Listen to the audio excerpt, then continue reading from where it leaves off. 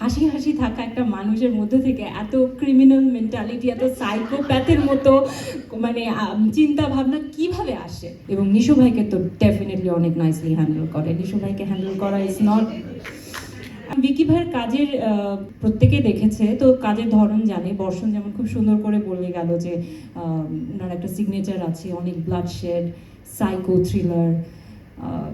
এটা একটা নতুন জনরা, অ্যান্ড আই থিঙ্ক বিকি ভাই এটার মধ্যে এক্সেলেন্স করছে আমাদের দেশে। বাট লোকটা সামনাসামনি সো ইনোসেন্ট, সবসময় একটা হাসি চেহারা, হাসি মুখ, সো পজিটিভ। সত্যি কথা, আমার ফার্স্ট ইমপ্রেশন মনে হচ্ছে এই লোকের ভেতর থেকে এরকম গল্প বের হয় কিভাবে। ইনফ্যাক্ট এই প্রশ্ন আমি ওনাকে অনেকবার করেছি যে আপনি এত মানে হাসি মুখ, হাসি হাসি থাকা একটা মানুষের মধ্যে থেকে এত ক্রিমিনাল মেন্টালিটি, এত সাইকোপ্যাথের মতো মানে চিন্তা ভাবনা কিভাবে আসে। এটা আমি প্রথম মিটিংয়ে ওনাকে প্রশ্ন করি।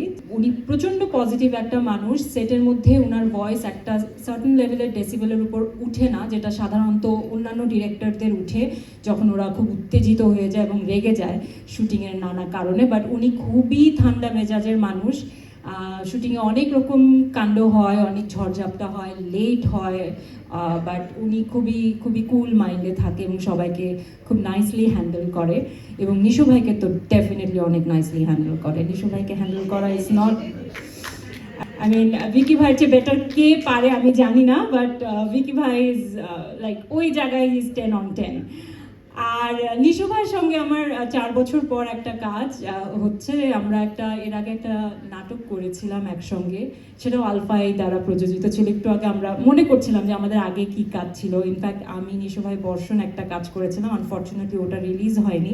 সুন্দরভাবে কাজ করেছি। আমাদের কাজটা আরও আগে বেরোবার কথা ছিল, তো ফাইনালি বের হচ্ছে। তো আমি খুবই এক্সাইটেড।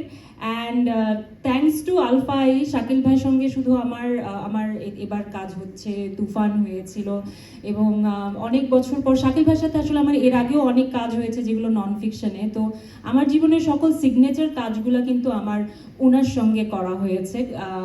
পার্সোনালি থ্যাঙ্কস জানিয়েছি, তারপরও সবার সামনে আরেকবার আমি কৃতজ্ঞতা জানাতে চাই। এবং thank you so much Shakil ভাই।